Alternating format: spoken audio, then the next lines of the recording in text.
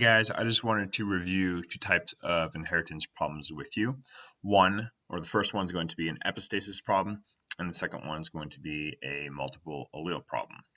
So for the epistasis problem, epistasis is something that occurs where you have one gene on a chromosome, and it's going to affect a different gene that's on a different chromosome position altogether, or what a geneticist would say, at a different locus. And so in this case, we're going to be looking at labs. Labs come in a variety of colors, but the three dominant colors are going to be the ones with the lack of color, or the yellow ones, and then you're going to have the brown ones, or chocolate, and then black. And so if you look, this is going to be a dihybrid cross because we're following two genes at the same time. We're following the E gene and we're following the B gene. And so whenever the E gene is present and it's homozygous recessive, what that's going to do is it's going to mask the B gene, which is going to allow the dog to be brown or black.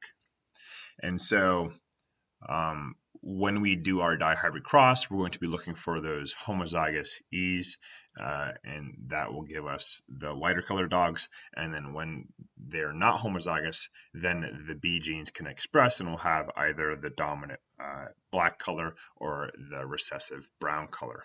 And so it says, two black labs that are heterozygous for both genes are crossed. What is the expected phenotypic ratio of the puppies? So if we have heterozygous for both genes, that means the E gene will be heterozygous. We have a capital and a small e.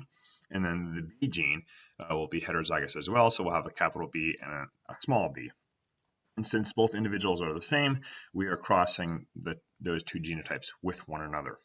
And so this is a 4x4 Punnett square because that's a dihybrid cross. And we know we're going to be using all 16 squares because each one of these individuals can pass down four options, or four possible gametes. And so the first individual, it can pass down a capital E with a capital B. The second individual can pass down a capital E with a lowercase b. The third option would be the lowercase e with a capital B, and then the fourth option would be the small e with a small b. The options will be identical for the other individual as well. So I'll copy those down the side.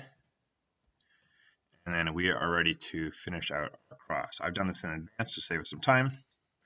And this is what it looks like. So looking at our possible offspring in the middle of the square, we're looking for that homozygous recessive EE, which is able to mask the B. And so I could see those are right here.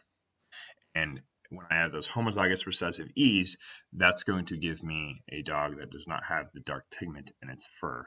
And so let's show those dogs as being that color. And then now I need to determine the color of all the other offspring as well. And so I don't really care about the E gene at this point because I have a dominant capital E for the rest of them, which tells me that it's not going to be able to mask the gene at the other locus. And so anytime I have a capital B, it's going to be the capital B is the dominant black color. So anytime I have a capital B, that is going to be a black dog. And so I think I've selected all of them. There we go. And let's make them that color. And then anytime I have two lowercase b's, it's going to be homozygous recessive for the brown or chocolate color. And there I have those dogs. And so when I'm determining my phenotypic ratio, I'm going to have 3, 6, I'm going to have 9 black to 3 brown to 4 yellow. So 9 to 3 to 4 phenotypic ratio for those dogs. The second problem I wanted to do with you was a multiple allele problem with the rabbits. And so multiple allele problems are problems where you have a gene where instead of just the alleles being binary or bimodal, there's just going to be many options. And so in this case, we're going to be looking at 4 different fur color options for the rabbits. We have the full color rabbit, which is going to have a dominant allele. So that's going to be a capital C. We're going to have a chinchilla rabbit, It's named because the fur looks like the other rodent called the chinchilla. And so we're going to denote those alleles as a lowercase c with a superscript of ch. And we could see that is recessive to the full color, as we could see this genotype right here. And then another allele is going to be the Himalayan allele, and that you could see that these rabbits have dark features, so the feet, the ears, and the nose, and then the rest of the fur is going to be lighter in color. And so that is going to be recessive to the chinchilla and to the full color. And you could see the proof for that because this chinchilla rabbit can have the genotype CCH, which tells us that the chinchilla allele is dominant to the Himalayan allele. And then finally, we have the most recessive allele type, that's the albino allele, which we will denote with a lowercase c. And so we have the capital C for full color is the dominant allele, and that is going to be, it's going to dominate the chinchilla allele.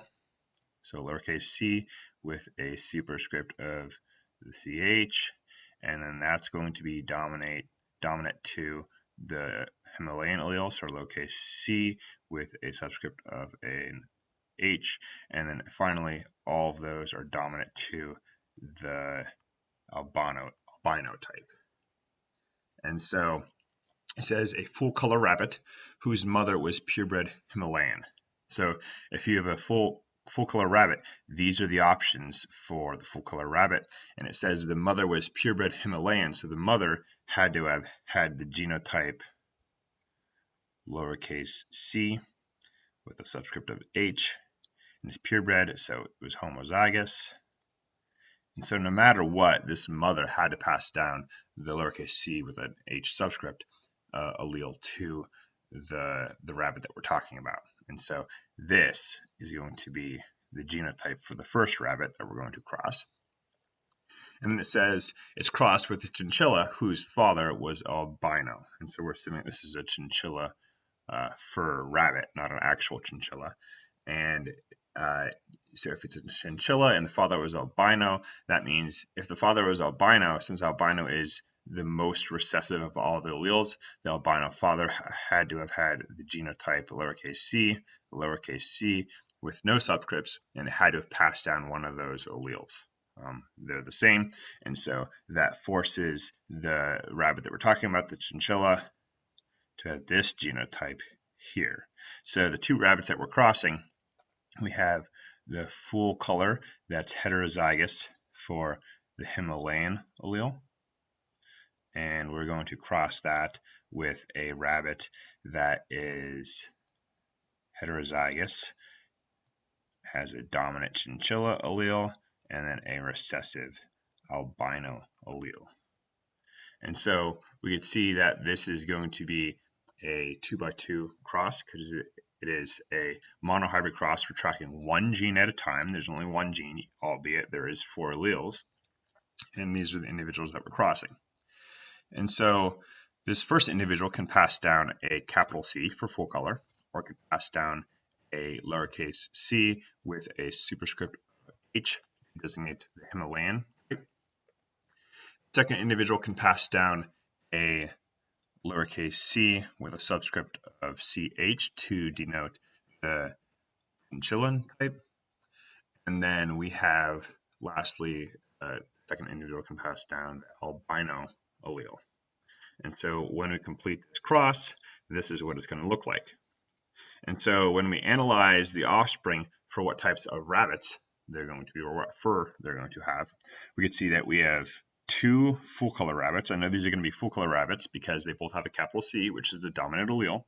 So 2 full color rabbits, and that's going to be with other ones, which we have a chinchillan rabbit. I know this is going to be chinchillan because I see that the chinchillan allele is going to be dominant to the Himalayan allele. That's why I put the chinchillan allele to the left in this case. So I have 2 full color to 1 chinchilla. And then lastly, the last individual, I have 2 alleles. I have the Himalayan allele, and then I have the albino allele. Himalayan allele is dominant to the albino allele, so therefore my last rabbit is going to be heterozygous for the Himalayan type.